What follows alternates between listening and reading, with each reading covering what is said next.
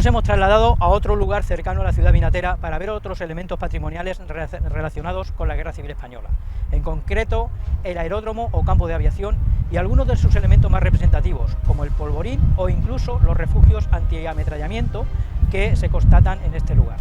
Para ello nos hemos desplazado a unos 2 kilómetros de Valdepeñas a lo que se conoce como el Cerro de las Aguzaderas, hacia el norte de la población.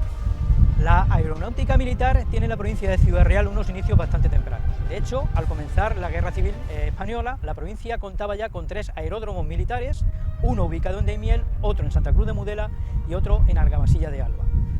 Como hemos comentado en otros programas, tras el estallido de la guerra en Ciudad Real, todos sus pueblos quedaron encuadrados dentro de lo que sería la retaguardia, con el frente de guerra bastante retirado. Aún así, eso no implicaba que aquí hubiese una cierta actividad bélica, sobre todo relacionada precisamente con estos aeródromos. A partir del 16 de mayo de 1937, momento en que se crea la Fuerza Aérea Republicana, la provincia queda adscrita a la 5ª Región Aérea. Eso implica que está administrativamente parte de la jefatura ubicada aquí precisamente en este aeródromo en Valdepeñas, donde dentro de esa 5ª Región Aérea se ubican también o se engloba la provincia de Córdoba y parte de la de Toledo. Quedan al margen 3 aeródromos de la provincia de Ciudad Real englobados en otra región aérea, que son Argamasilla de Alba, Tomelloso y Alcázar de San Juan. La llegada de asesores y material bélico soviéticos permitieron a la República enfrentarse en igualdad, más o menos, en igualdad de condiciones, a las fuerzas del bando sublevado. En unos momentos en que la contienda prácticamente se estaba decantando de parte de los insurgentes, sobre todo porque la ayuda prestada por Alemania y por Italia propiciaba esta acción desde el punto de vista de la propia aviación. La Legión Cóndor alemana e incluso la aviación legionaria italiana se habían impuesto sobre todo a los pocos recursos que tenía en esos momentos la República. Desde los primeros momentos del conflicto armado, en los que se evidencia que la aviación tiene una importancia capital, se llevan a cabo la construcción de nuevos aeródromos en la provincia de Ciudad Real.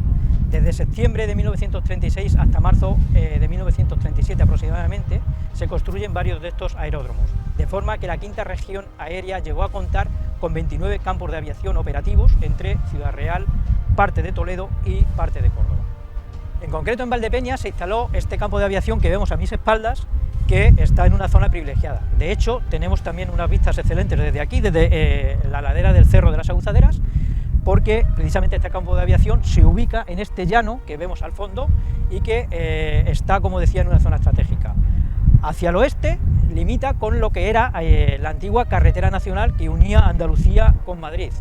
Hacia el este lo que vamos a ver es que los límites coinciden con el antiguo camino de Membrilla, y justo está separado de este Cerro de las Aguzaderas en torno a 400-450 metros, como medida de seguridad, como veremos posteriormente, porque aquí es donde se ubica el polvorín. Era de fácil acceso, de hecho, desde la propia carretera general se podía acceder a lo que era el cuerpo de guardia, a la entrada del aeródromo, había una distancia en torno a 150 metros, y ya en mayo de 1937 aparece inventariado como aeródromo de Valdepeñas. Entra dentro del grupo de los denominados aeródromos de campaña, que implicaba que contaba con un cuerpo de guardia que estaría situado allí al fondo, prácticamente, como hemos dicho, cercano a la carretera general, que contaba también a su vez con 2 casetas donde estaba destinada la tropa que cumplía las labores propias de este aeródromo. Los pilotos y la tropa que no estaban de servicio se alojaban generalmente en Valdepeñas. El aeródromo de Valdepeñas tiene forma irregular y unas dimensiones que oscilan de en torno a 1.500 metros hacia la zona sudeste y unos 940 metros desde la zona nordeste hacia la zona suroeste. En total vienen a ser en torno a unas 115 hectáreas lo que ocupa la zona del aeródromo. Para su defensa pasiva, dado que no contaba con baterías antiaéreas, lo que se hace es disponer en cierto modo unos refugios antiaéreos que veremos posteriormente y que de alguna forma también evitan que la tropa permiten que la tropa pueda refugiarse. Por otro lado, el terreno de la propia pista de aterrizaje se disimulaba sobre todo con tierra negra y con montones de carbonilla. Esto, a su vez, lo que propiciaba era que desde el aire se pudiera simular una especie de viñedo. Por tanto, lo que era la aviación franquista, si pasaba por aquí haciendo vuelos de reconocimiento, se camuflaba perfectamente la pista de aterrizaje. En su entorno También había viñas, había, como sucede hoy en día, olivas, y todo esto permitía ocultar los aviones y no dejarlos al descubierto en la propia pista, porque también este aeródromo carecía de hangares. Sin embargo, contaba con una oficina que recibía información meteorológica, una radio y un telégrafo. El polvorín del aeródromo se ubicaba en la ladera del Cerro de las Aguzaderas, a unos, como hemos dicho, unos 400-450 metros de la propia pista, para, de alguna forma, como una medida de seguridad ante posibles problemas que presentase el propio polvorín. Como vemos, tiene dos bocas y tiene precisamente una galería longitudinal que oscila en torno a unos 19 metros lineales. Dentro de esa galería, que se ubica a 4 metros de profundidad, lo que nos encontramos son 3 nichos excavados en la roca cuarcita del cerro, donde se instalarían las bombas, los explosivos y cualquier otro tipo de armas que era necesario proteger aquí. Desde aquí lo que se haría sería trasladarlos luego directamente a los aviones para que fueran cargados y bombardear sus objetivos. Al exterior, el polvorín presenta una zona de descargadero que está ubicada entre ambas bocas. Precisamente aquí llegarían los camiones con los explosivos, serían descargados para luego ser almacenados a través de estas bocas. Curiosamente, también en la zona superior del polvorín, lo que localizamos es una especie de canaleta excavada en la roca del cerro, que creemos serviría para evacuar las aguas a ambos lados del polvorín y de esa manera evitar que entrasen dentro del polvorín o provocar humedades que dañarían los explosivos. Como vemos, la bajada al polvorín presenta una bóveda hecha de ladrillo macizo que permite acceder mediante estos escalones a lo que sería la nave única en la que se ubicaban la zona de almacenamiento de los explosivos. Hoy en día presenta, como vemos, un alto grado de deterioro provocado por la gente que ha accedido aquí y que sin miramientos pues ha arrojado porquerías de todo tipo en su interior.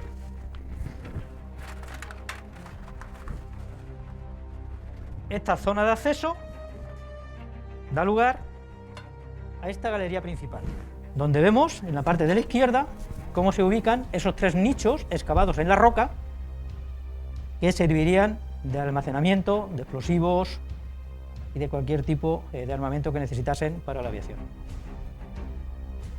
El deterioro, desgraciadamente, es manifiesto, aunque lo que es la estructura presenta un estado de conservación óptimo, por lo tanto sería un elemento patrimonial que se podría recuperar en cualquier momento. Aquí está galería, la que indicábamos anteriormente, que presenta en torno a unos 19 metros de galería, unos 19 metros lineales de galería. El campo de aviación de Valdepeñas contaba con 11 refugios antiametrallamiento. Aquí tenemos a mis espaldas uno de ellos, que estaban situados justo en los límites de la propia pista. Estaban construidos en trincheras con una profundidad en torno a 2,5 metros por 1,20 metros de ancho, y lo que es la galería, que generalmente va paralela a la propia pista, era en torno a unos 6 metros. Se tiene constancia de que podrían refugiarse en este refugio antiametrallamiento en torno a 20 personas. Está, como digo, construido a 2,5 metros de profundidad. Lo que es la estructura del propio refugio, lo que se hace es una cimentación, se recrece con piedra caliza de la zona, y luego lo que es la propia bóveda se construye con 3 hiladas de ladrillos, una que es la que vemos aquí al fondo y que ahora veremos con más detenimiento, ladrillo hueco, y luego generalmente alterna con otras 2 hiladas de ladrillo macizo. Son materiales que no son tan rígidos como la propia piedra y que de alguna forma amortiguarían en caso de ametrallamiento o de bombardeo del propio campo de aviación. Vamos a descender al interior del refugio antiametrallamiento. Como podemos ver, es una estructura de obra hecha por los propios ingenieros militares, en el que, a pesar del derrumbe y del deterioro que tiene, se puede constatar perfectamente la galería con entradas opuestas y estos 6 metros de zona de refugio. Vemos perfectamente lo que sería el zócalo de piedra caliza y luego lo que es la bóveda hecha de ladrillo, para amortiguar precisamente los efectos de posibles explosiones o incluso de ametrallamientos. El campo de aviación de Valdepeñas empezó a tener una gran actividad a partir de finales de 1937 y prácticamente hasta el final de la guerra. En concreto, alguna escuadrilla de aviones Vultee que llegaron de Norteamérica fueron habilitados. Los aviones Vultee eran aviones de pasajeros que se habilitaron para conseguir que fuesen bombarderos. Aquí se ubicó una de esas escuadrillas, en concreto 5 aparatos, que hicieron una labor de bombardeo tanto en el frente de Extremadura como en el frente de Andalucía.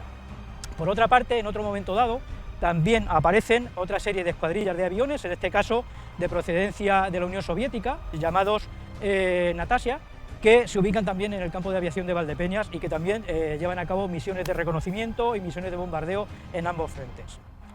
Al final de la guerra civil, lo que nos encontramos es el abandono paulatino del campo de aviación, hasta que en 1943 es totalmente desmantelado y sobre todo lo que son los elementos de radio, etcétera, etcétera, se trasladan precisamente al campo de aviación que tenemos justo en la autovía al lado de Santa Cruz de Mudela. Estos elementos patrimoniales forman parte de nuestra historia, forman parte de nuestro patrimonio histórico y como tal deberían de valorarse, respetarse y sobre todo cuidarse. Desgraciadamente, al día de hoy muchos de ellos presentan un grado de deterioro bastante considerable. También podemos apreciar en muchos de ellos cómo la acción humana, que no tiene en cuenta precisamente el valor de estos elementos, ha provocado que sirvan a modo de escombreras o de lugares donde depositar cualquier elemento que provoca en cierto modo la ruina de todos estos elementos.